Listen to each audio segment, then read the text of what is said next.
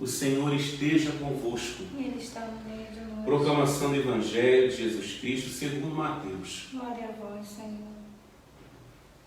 Naquele tempo disse Jesus aos seus discípulos: Vós ouvistes o que foi dito: amarás o teu próximo e odiarás o teu inimigo. Eu, porém, vos digo: amai os vossos inimigos e rezai por aqueles que vos perseguem.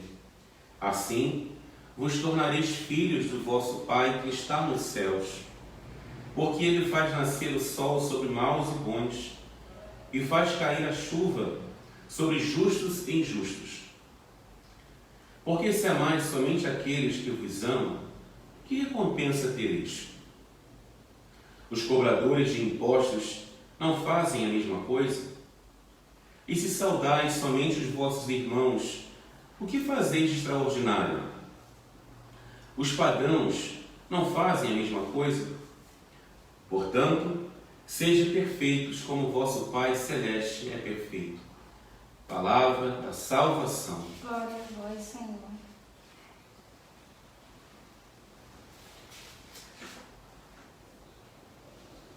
Provocaste a minha ira e fizeste Israel pecar.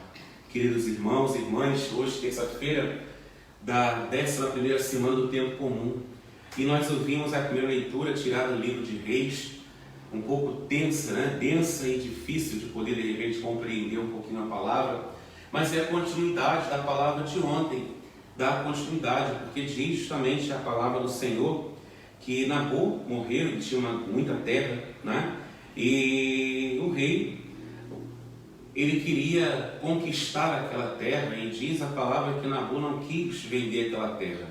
E, no entanto, a mulher do rei, ela espertamente, achando que estava fazendo a coisa certa, ou melhor, sabendo que estava fazendo a coisa errada, mas para poder conquistar a terra, ela faz algo que não deveria. Ela planeja a morte daquele que tinha a terra.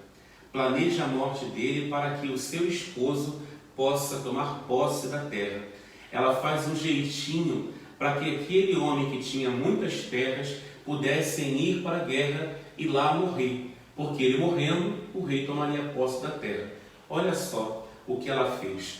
Sendo o rei poderia escrever uma carta, então ela pegou, ela como esposa do rei, escreveu uma carta, colocou com selo real e enviou para que aquele que tinha muitas terras e não queria vender para o esposo dela, pudesse ir para a guerra e fosse na primeira fila, para poder ali morrer, e ele morrendo pudesse passar a terra para o seu esposo, para o rei. Olha só o que ela faz, é um jeitinho, para poder conquistar a terra, isso tudo por causa de poder, por causa de dinheiro, porque não pensa no outro, mas só pensa em si. Uma pessoa egoísta que só pensa em si. É interessante que sempre tem um jeitinho, A gente está acostumado até a dizer que o brasileiro tem sempre o jeitinho brasileiro de fazer as coisas, é o jeitinho brasileiro.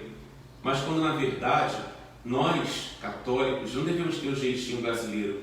Nós católicos cristãos devemos ter o jeitinho cristão de ser, não o jeitinho brasileiro de ser. E quem dera se o jeitinho brasileiro de ser fosse o jeitinho cristão de ser, Assim é o ideal, é o correto. Então, às vezes, quando quer fazer alguma coisa, não, fica tranquilo, dá um jeitinho brasileiro. O jeitinho brasileiro sempre é alguma coisa que de repente burla uma lei, alguma coisa que de repente está errado, alguma coisa que a gente quer passar por cima, pela frente, sempre tem um jeitinho brasileiro. Mas nós, cristãos, devemos ter um único jeitinho. Os brasileiros devem ter um único jeitinho, o jeitinho de Cristo Jesus, o jeitinho do Senhor. Então nós temos um jeitinho, porque é até feio, o jeitinho brasileiro é sempre alguma coisa errada. O cristão tem que ter um único jeito. O jeitinho, o jeito do cristão é olhar e parecer com Jesus. É parecer com Ele. Por isso, hoje o Senhor nos chama a atenção.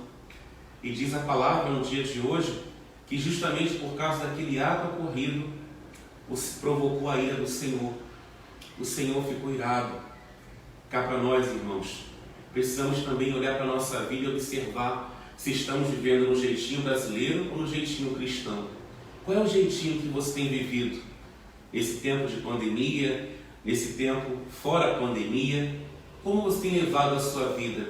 No jeitinho cristão, parecido com Jesus, ou no jeitinho brasileiro, que sempre consegue fazer algumas coisas burlando a lei, burlando as pessoas, sempre conseguindo aquilo que de repente você não conseguiria se fosse no caminho correto, no caminho certo? Como que estamos vivendo? Então, o primeiro passo é esse. Hoje o Senhor nos chama a atenção para a nossa conversão. Por isso que no Salmo ele mesmo vai dizer: misericórdia porque pecamos. E é interessante que no final da primeira leitura de hoje, nós vimos como Acabe se humilhou, como ele mesmo reconheceu o seu erro. E diz a palavra que ele colocou cilício, começou a jejuar, fez penitência. E aí diz o Senhor: viste como Acabe se humilhou diante de mim? Já que com ele procedeu assim, não castigarei. O Senhor também chama a nossa conversão, independente do pecado cometido. Eu não sei o que você fez, eu não sei o que você cometeu. Independente do pecado que nós cometemos, Deus está inclinado a perdoar os pecados. Deus está inclinado a nos perdoar, a nos dar uma nova chance porque ele mesmo disse: você viu como ele se humilhou diante de mim? A conversão é a coragem de se humilhar diante do Senhor, de reconhecer os seus atos e pedir a Ele misericórdia, pedir a Ele perdão. Já que ele assim procedeu, não o castigarei. É bonito porque o Senhor, ele faz essa promessa: se nós voltarmos para Deus, Ele vai cessar o castigo.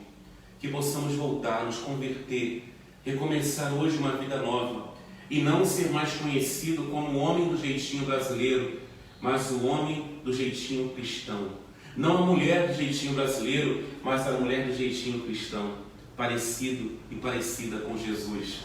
É isso que eles nos chamam, a conversão. Todos nós somos chamados a olhar para Jesus e pedir: Senhor, que eu viva com um jeitinho cristão, que eu possa ter uma vida segundo a Tua vontade e dessa maneira, com a graça de Deus, com a misericórdia dEle, ser perdoado todos os meus pecados. Voltemos para Ele, recomecemos, porque com certeza, quando voltamos para Deus, reconhecemos os nossos atos falhos, o nosso pecado, Deus está inclinado e disposto a nos perdoar. Que possamos ter a coragem de pedir perdão e recomeçar com Ele hoje, o primeiro dia do resto da nossa vida. Louvado seja o nosso Senhor Jesus Cristo. Sempre seja louvado.